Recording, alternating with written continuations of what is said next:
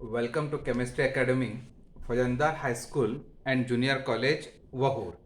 Now, student, our current topic is elements of group 16, 17 and 18. Okay, and so far, in case of this topic, in my last three video lecture, we have discussed electronic configuration, general electronic configuration of group 16, 17 and 18. Then what is physical property of group 16, 17 and 18 elements. Like in case of group 16, the group 16 elements are oxygen, sulfur, selenium, tellurium and polonium.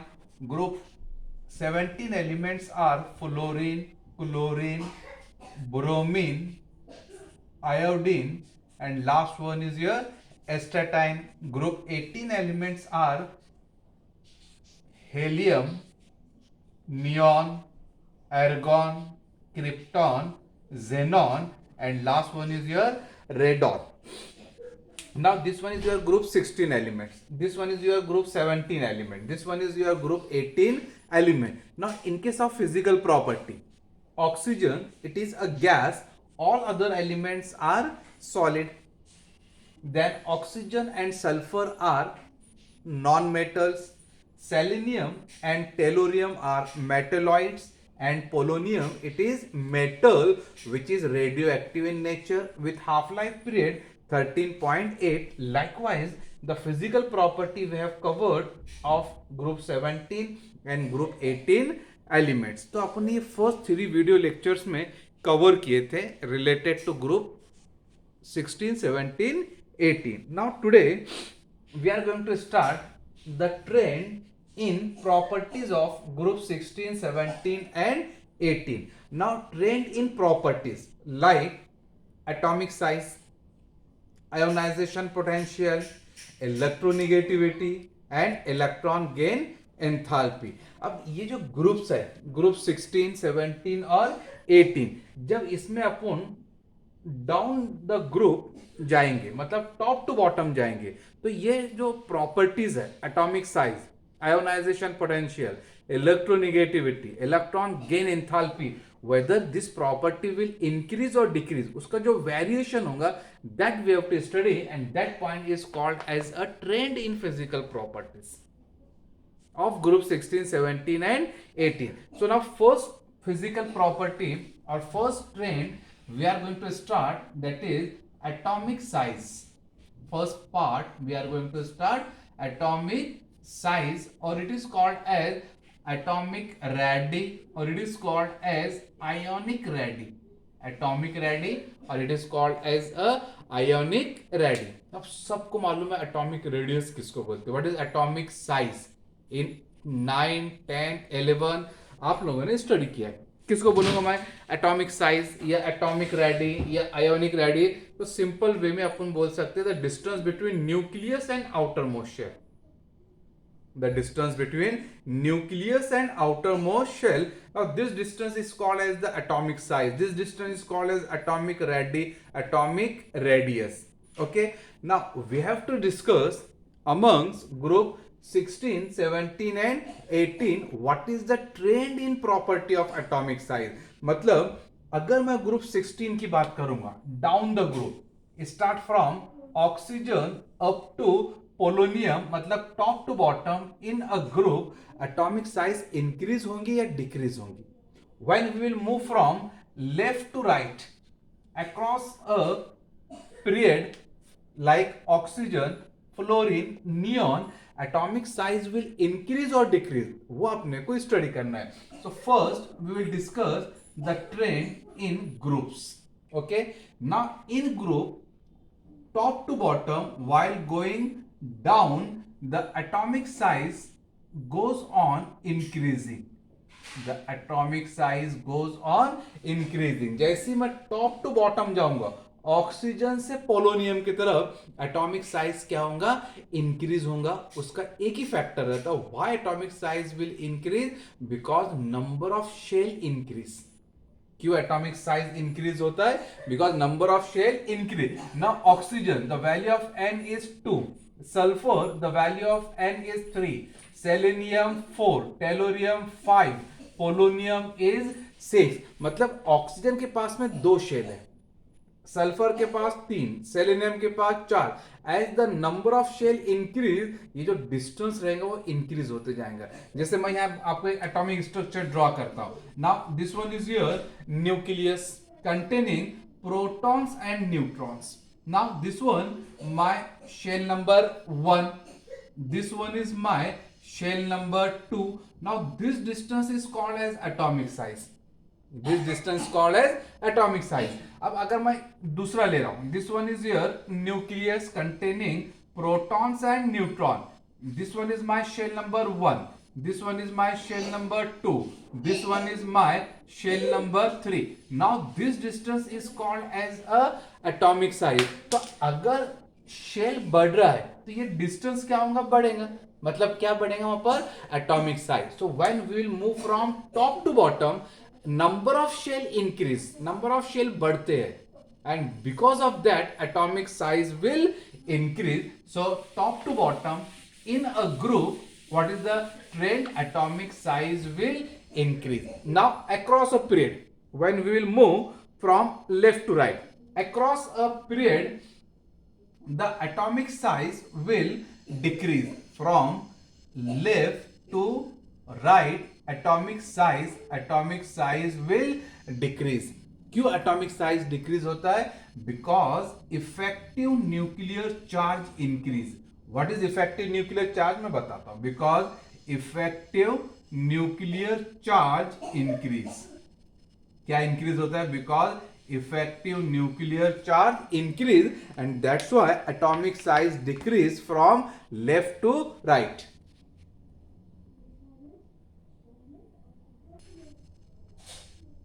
So left to right, atomic size goes on decreasing, means from oxygen to fluorine atomic size goes on decreasing, and oxygen to polonium atomic size, atomic radii will increase. Now why it decrease from left to right? Because effective nuclear charge increase. And how to find out the effective nuclear charge?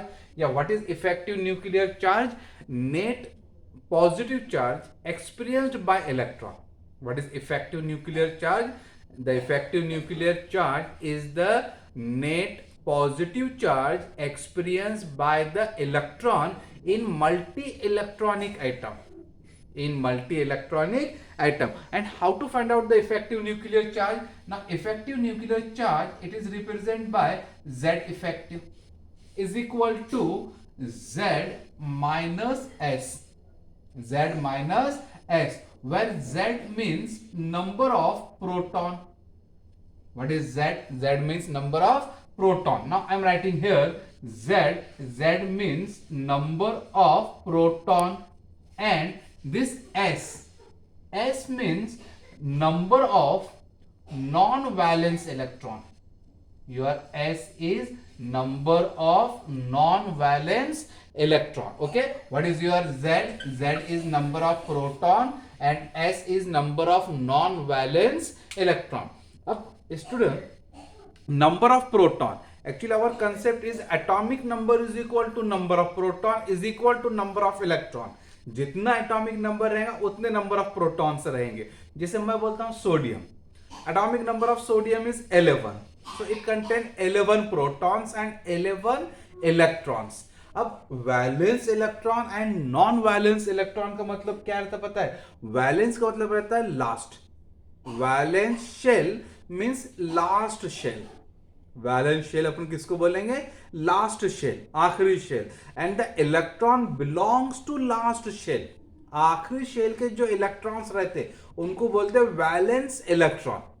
And non valence मतलब आखिरी shell के electron छोड़कर. जैसे मेरे पास में 4 shell है, shell number 1, 2, 3 and 4. तो इसमें मेरा आउटर मोस्ट शेल या वैलेंस शेल कौन सा हो जाएगा? Shell number 4. 1, 2, 3 क्या रहेगा? Non valence. तो ये 1, 2, 3 में जितने इलेक्ट्रॉन्स रहेंगे that electrons are called as a non valence electron. जैसे अपन यहां लिख रहे, find out Z effective of sodium. Now atomic number of sodium it is 11. Okay, Z effective of sodium.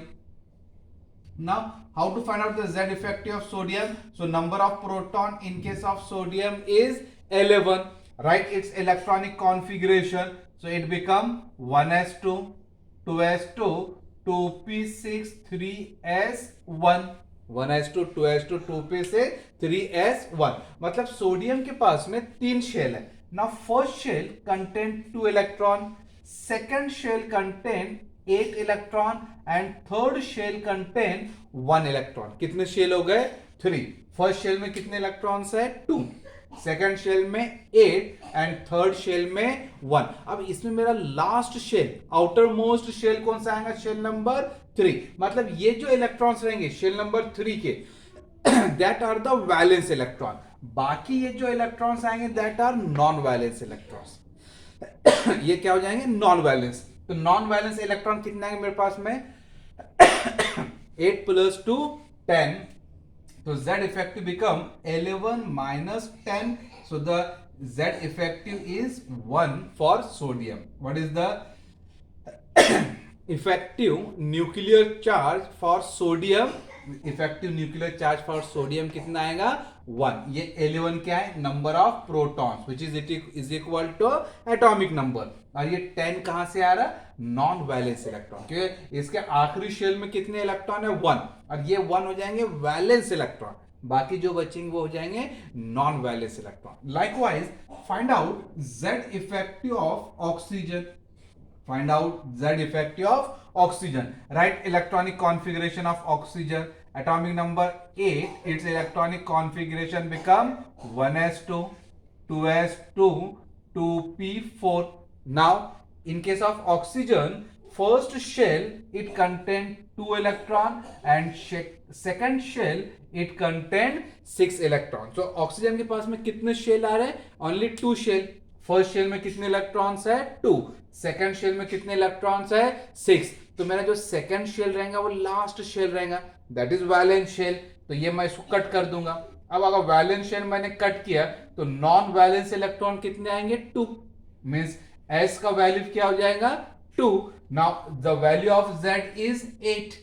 Now it is Z minus S. Value of Z is 8. कहां से आ रहा 8? Its atomic number minus the value of 2. Non-valence electron is 2. Value of S is 2. So the Z effective for oxygen is 6. Likewise, find out Z effective for fluorine and Z effective for neon. Try करके देखो. Fluorine के लिए Z effective आएगा 7.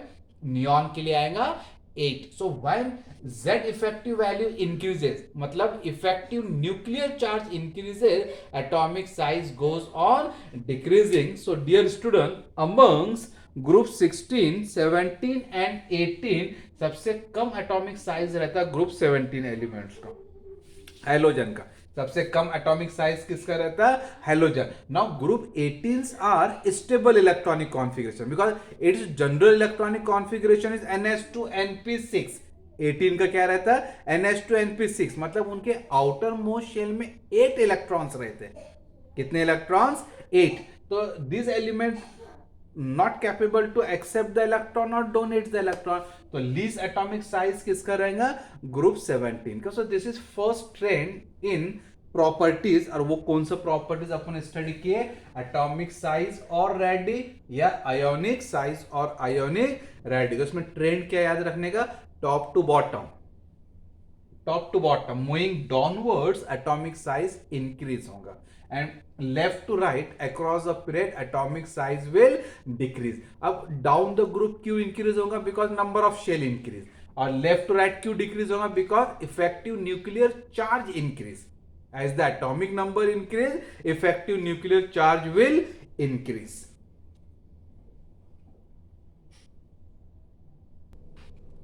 Our next concept is ionization potential or ionization energy. Now you know, सबको मालूम है what is ionization potential या what is ionization energy. So the minimum amount of energy required to remove detached या to remove loosely bonded electron. loosely bonded electron को remove करने के लिए जो एनर्जी लगती है मैं उसको बोलूंगा आयोनाइजेशन पोटेंशियल और it is called as ionisation energy. आपने ये 11 में स्टडी किए, एक थ्योरेटिकल कंसेप्ट एक्चुअली, ये टॉपिक आपको ज्यादा इसमें याद रखना पड़ेगा। ओके, डायरेक्टली मैं स्टार्ट करता हूं। What is the trend in ionization potential? अब trend means down the group and across a period, down the group and across the period। अब जब मैं डाउन द ग्रुप जाऊंगा, from oxygen to polonium, fluorine to astatine, helium to radon, इसको बोलते हैं down the group, top to bottom. Now this IP value goes on decreasing, because क्यों IP value decrease होगा? Because atomic size increase. क्या increase होता है वहां पर? Because atomic size increase and left to right IP value increase। Left to right IP का value क्या होता है? IP मतलब आयोनाइजेशन पोटेंशियल या आयोनाइजेशन एनर्जी। क्यों आयोनाइजेशन एनर्जी इंक्रीज होगा from left to right? Because atomic size decrease. क्या होता है? बिकॉज एटॉमिक साइज डिक्रीज, और we can say effective nuclear charge increase. Okay, effective nuclear charge increase. अब अगर मैं टोटल पीरियोडिक टेबल की बात करूंगा, now these are the P block elements, extremely right hand side, extremely right hand side. तो ये जो ग्रुप रहते हैं, ग्रुप 16 और 17, ग्रुप 16 एंड 17 एंड 18, इसका जो ionisation potential, ionisation energy value रहता है वो हाई रहता है, because left to right IP value goes on increasing. इनका जो आयोनाइजेशन पोटेंशियल वैल्यू क्या रहता? ज्यादा रहता, क्योंकि दिस ग्रुप्स आर सिचुएटेड और this groups are located at the right hand side of periodic table. So right side में जैसे मूव करेंगे आप, एटॉमिक साइज डिक्रीज होती, इफेक्टिव न्यूक्लियर चार्ज इंक्रीज होता, as a result IP value क्या होता तुम्हारा? इंक्रीज होता, क्योंकि no new shell is develop. Electrons repeatedly enter into the same shell, electron एक ही शेल में जाते रहता। ओके, तो फोर्स ऑफ अट्रैक्शन बढ़ जाता। Now my question, now this one is your group 16, this one is your group 17 and this one is your group 18, and we are saying left to right atomic ionic size, sorry, ionization potential या ionization energy increases। Left to right ionisation energy क्या हो रहा? Increase हो रहा। Ionization potential क्या हो रहा? Increase हो रहा। ओके, अब ग्रुप 16 से पहले आता ग्रुप 15। ओके, ग्रुप 16 से पहले क्या आएगा आप लोगों का? Group 15। Now what are the group 15 elements? कौन से ग्रुप 15 एलिमेंट्स? अगर आपको याद होगा, आपका 11 में कंसेप्ट अपने कवर किए थे। नाउ ग्रुप 15 एलिमेंट्स अगर आप लोग देखेंगे तो that is nitrogen family, nitrogen, phosphorus, arsenic, antimony, bismuth। Okay, this are group 15 elements. ये क्या हो जाएंगे आप लोगों के? Group 15 elements. ये आपके 11 में, 12 में नहीं। तो कौन कौन से ग्रुप 15 एलिमेंट आ रहे? Nitrogen, phosphorus, arsenic, antimony, bismuth. Okay, अब जो भी है, now we are saying left to right IP value increases, मतलब 17 का आईपी वैल्यू ग्रेटर रहेगा 16 से, और 16 का आईपी वैल्यू ग्रेटर रहेगा 15 से, अकॉर्डिंग टू आवर कंसेप्ट। लेकिन ऐसा नहीं होता। Now ionisation potential of group 17 is higher, but between group 15 और 16 किसका आईपी वैल्यू ज्यादा रहेगा?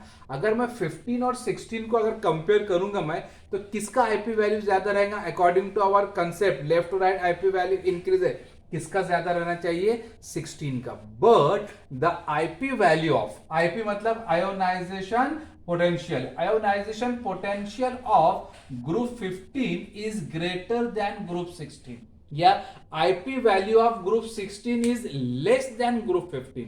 और स्टूडेंट्स यहां पर क्वेश्चन बनता है, why the ionization potential of group 16 is less as compare to group 15? इसका एक ही फैक्टर रहता है, that is general electronic configuration of both group. अगर ग्रुप 16 की मैं जनरल इलेक्ट्रॉनिक कॉन्फ़िगरेशन देखूंगा तो वो क्या आता? NH2NP4। The general electronic configuration of group 15 is NH2NP3, NH2NP3।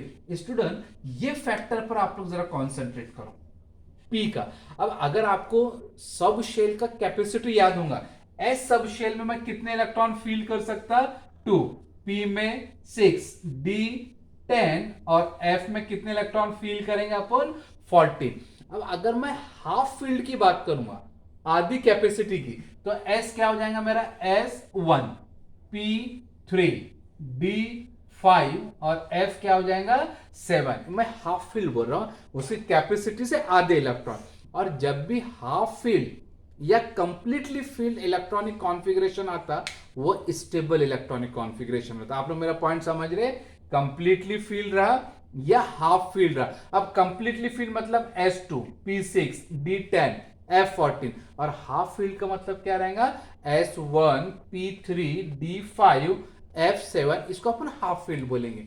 और जो भी एलिमेंट्स या जो भी ग्रुप की इलेक्ट्रॉनिक कॉन्फ़िगरेशन हाफ फील्ड रहेगा या कंप्लीटली फील्ड रहेगा, that are the stable elements, stable electronic configuration. अब अगर यही फैक्टर मैं यहां कंसीडर करूंगा, तो which shows the stable electronic configuration, group 15 या 16। अब मैं P की बात कर रहा हूं, NH2 दोनों में कंप्लीटली फील्ड है, यहां पर P3 है या P4 है, P3 हाफ फील्ड है, तो कौन सा स्टेबल इलेक्ट्रॉनिक कॉन्फ़िगरेशन आएगा। Now your group 15 shows the stable electronic configuration, half filled stable electronic configuration, and that's why IP value of group 15 is greater than 16।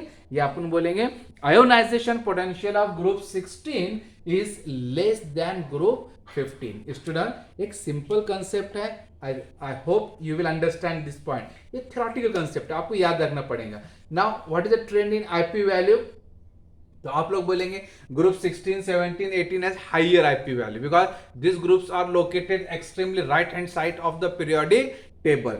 Left to right IP value increases, down the group IP value decreases because of atomic size, effective nuclear charge. Now group 16 has less IP value than group 15, and why group 16 has less IP value than group 15, because group 15 has a stable half filled electronic configuration in P subshell, that is P3, इसमें stable है, इसलिए IP value of group 16 is less than IP value of group 15। ये हो गया आपका second trend, that is ionization potential और ionization energy. Now the third factor we are going to start, third trend in IP in trends in property of group 16, 17 and 18 element, that part we are going to start, that is electronegativity। okay, third property upon start करेंगे, उसका trend study करेंगे, that is your electronegativity. You know very well what is electronegativity. अगर मैं consider करूंगा या recall करूंगा 11 का, so you will get this point, what is electronegativity. आपका ये 11 में कंसेप्ट हुआ है ना। इलेक्ट्रोनेगेटिविटी का मतलब रहता है कि टेंडेंसी या capacity of an atom to attract the electron. कोई भी एलिमेंट की कैपेसिटी या टेंडेंसी क्या, वो जो शेयर्ड पेयर ऑफ इलेक्ट्रॉन रहेगा उसको अपने तरफ खींचने का। जैसे मैं आपको यहां एग्जांपल बताता हूं, the bond between hydrogen fluoride. Student, the bond between hydrogen fluoride, आप लोगों ने इंडक्टिव इफेक्ट का कंसेप्ट स्टडी किया, इंडक्टिव इफेक्ट जेओसी में, जनरल ऑर्गेनिक केमिस्ट्री में। इसमें क्या होता है कि ये जो शेयर्ड पेयर ऑफ इलेक्ट्रॉन है, ये इलेक्ट्रॉन स्लाइटली डिस्प्ले होते हैं टुवर्ड्स द फ्लोरीन।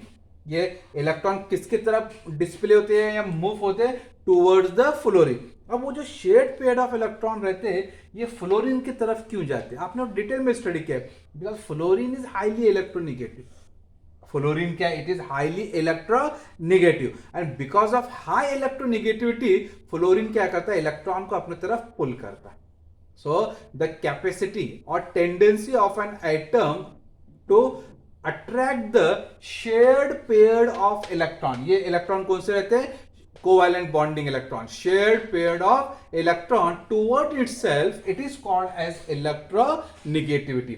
अब जब मैं इसका जनरल ट्रेंड देखूंगा, down the group and across a period, actually ये रिलेटेड करता है आपके एटॉमिक साइज से। Down the group electronegativity goes on decreasing and left to right electronegativity character goes on increasing. Okay, top to bottom क्या होगा, ये decrease होगा, मतलब oxygen is highly electronegative as compare to sulphur, as compare to selenium, as compare to tellurium, क्योंकि down the group top to bottom atomic size increase, ionization potential decrease, that's why electronegativity character also decrease. But when across a period from left to right, that is oxygen, fluorine, neon, left to right जब मैं move करूंगा तो ये value क्या होंगी, increase होंगी. क्यों increase होती है, मतलब ऑक्सीजन से ज्यादा इलेक्ट्रोनेगेटिविटी किसकी रहेंगी, फ्लोरीन की. And group 17 element has a highest electronegative amongst the periodic table. सबसे ज्यादा इलेक्ट्रोनेगेटिविटी किसका रहता है, ग्रुप 17 का पीरियोडिक टेबल में. ओके, तो which one is the highly electronegative element in group 17, fluorine. और पूरे पीरियोडिक टेबल में सबसे ज्यादा इलेक्ट्रोनेगेटिविटी किसकी रहती, फ्लोरीन की रहती. तो ये आपका थर्ड फैक्टर हो गया, that is related to electronegativity. Okay, now the last concept of this video lecture student, ये इनऑर्गेनिक केमिस्ट्री का पार्ट है and it is quite simple concept. एकदम सिंपल कंसेप्ट है, आपको बहुत सारी चीजें यहाँ पर याद रखना पड़ेगी, बहुत सारी चीजें आपको यहाँ क्या करना पड़ेंगे, याद रखना पड़ेगी. Now the last 2 minutes, that is electron gain enthalpy. कौन सा कंसेप्ट अपन स्टार्ट कर रहे हैं यहाँ पर, इलेक्ट्रॉन गेन एंथैल्पी करने का स्टार्ट, इलेक्ट्रॉन गेन एंथैल्पी. अब देखो, मैं इलेक्ट्रॉन गेन एंथैल्पी, एंथैल्पी मतलब heat is the form of energy. मैं इलेक्ट्रॉन गेन एंथैल्पी किसको बोलूंगा, the change in enthalpy, whether it is released मतलब इवॉल्व और एब्जॉर्ब, कम हो रही है ज्यादा हो रही. The change in enthalpy, the change in enthalpy due to gain of electron, acceptance of electron is called as electron gain enthalpy. The change in enthalpy due to acceptance of electron is called as electron gain enthalpy. और ये जो electron gain enthalpy रहता है, it may be positive और it may be negative, और वो depend करता है कि आपका जो प्रोसेस है whether it is exothermic और endothermic. तो याद रखो, electron gain enthalpy may be positive or may be negative, and it depends upon the reaction, it depends upon the process, whether it is exothermic process or whether it is a endothermic process. अब अपने को trend study करना है. Now amongst group 16, 17 and 18, पहले मैं point discuss करता हूं mister ज़हीम. पहला पॉइंट अपन डिस्कस करेंगे, that is group 18 elements. Now group 18 element has a positive electron gain enthalpy. Group 18 element has a positive electron gain enthalpy. Why this elements has a positive electron gain enthalpy?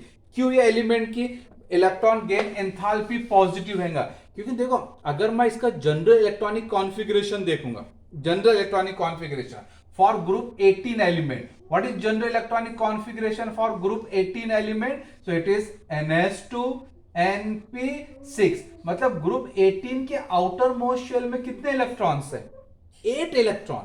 And octet के हिसाब से कितने electron रहना चाहिए stability के लिए, 8.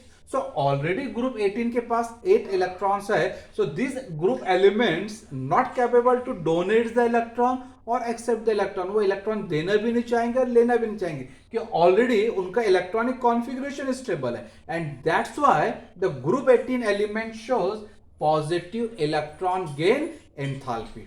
अब मैं कंपेयर करूंगा your group 16 and 17, group 16 and 17. Now in case of group 16 and 17, this group element has a negative electron gain enthalpy. इनमें क्या हो जाएगा, ग्रुप 16 और 17 में क्या हो जाएगा, negative electron gain enthalpy. And the negative electron gain enthalpy down the group will increase. Negative electron gain enthalpy down the group, अगर मैं डाउन द ग्रुप देखूंगा, so this value become less.